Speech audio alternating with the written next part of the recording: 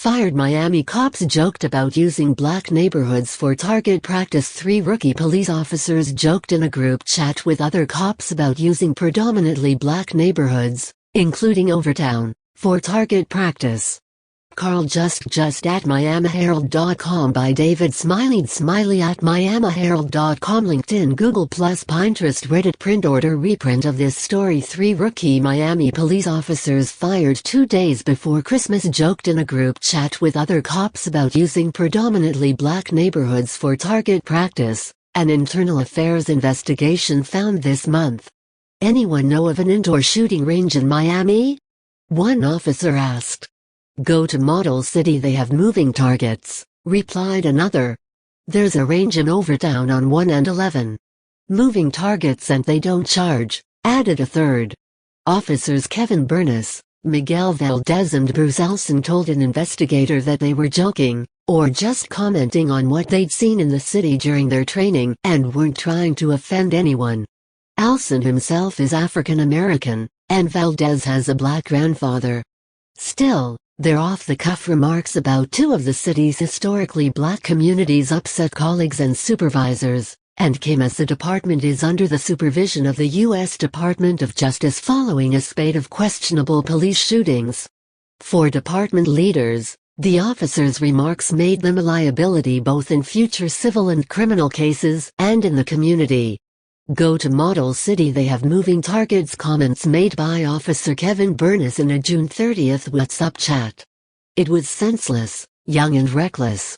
It shouldn't be tolerated, said Justin Pinn, an African American member of a civilian board tasked with monitoring Miami's federal policing agreement. Officers are supposed to be guardians, not warriors. I don't think what they expressed reflects the values of the department.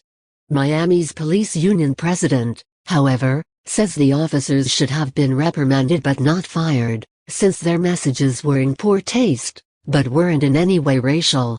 Their attorney, Stephen Lopez, said the city has taken his client's remarks out of context and blown them out of proportion. My clients are young kids. They're young officers and they were off duty when making their comments, he said. I can't let their careers be tarnished when they engaged in no misconduct. The messages were in poor taste, but weren't in any way racial. Lieutenant Javier Ortiz, police union president. According to an internal affairs memo obtained by the Miami Herald, Bernis, Valdez and Elson were among a class of about 30 police officers who went through Miami's police academy together last year and continue to communicate through a WhatsApp chat they called Post 22. For the most part, the young officers in training shared department info on the thread. On June 30th, in response to another officer's question about shooting ranges, Bernis mentioned the Stonehearts Range near Country Walk.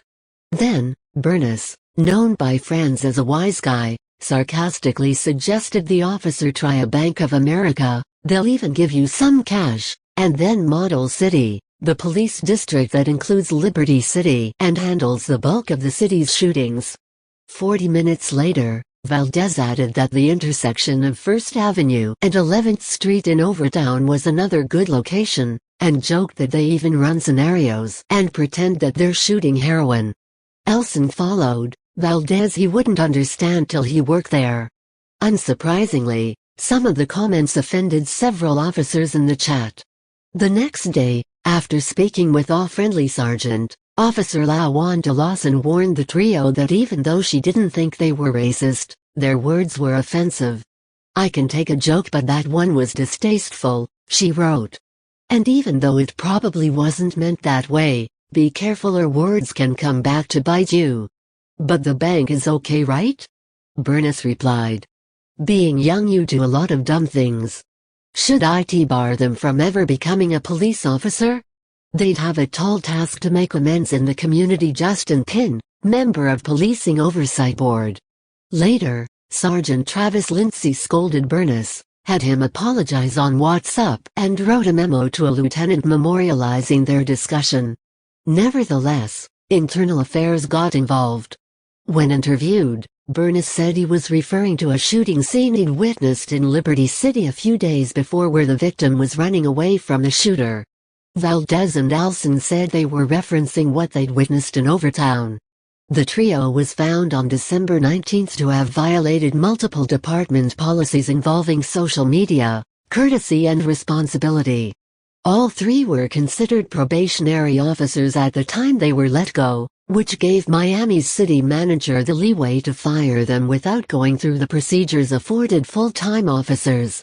As several Miami officers mentioned during the course of the investigation, the officers' comments came amid national tensions between police and black communities.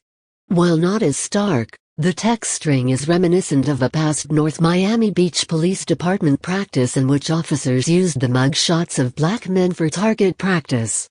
Lopez, their attorney, also argues that their texts are not as bad as recent scandals in Fort Lauderdale and Miami Beach, where veteran cops used racial slurs or shared offensive pictures, like at Black Monopoly Board, where every square leads to jail. He said the officers are going to sue to keep their jobs on the grounds that, ironically, the city is discriminating against them. Two of the officers have black blood pumping through their veins, he said. To say that they're racist is outrageous and ludicrous. Pin, the Policing Oversight Board member, said the troubling chat string reflects the importance and necessity of community policing and sensitivity training. If the three officers were more invested in the neighborhoods they were laughing about, he said, their tone and perspective would probably have been different. Being young, you do a lot of dumb things, he said. Should it bar them from ever becoming a police officer? They'd have a tall task to make amends in the community. Miami-Dade County.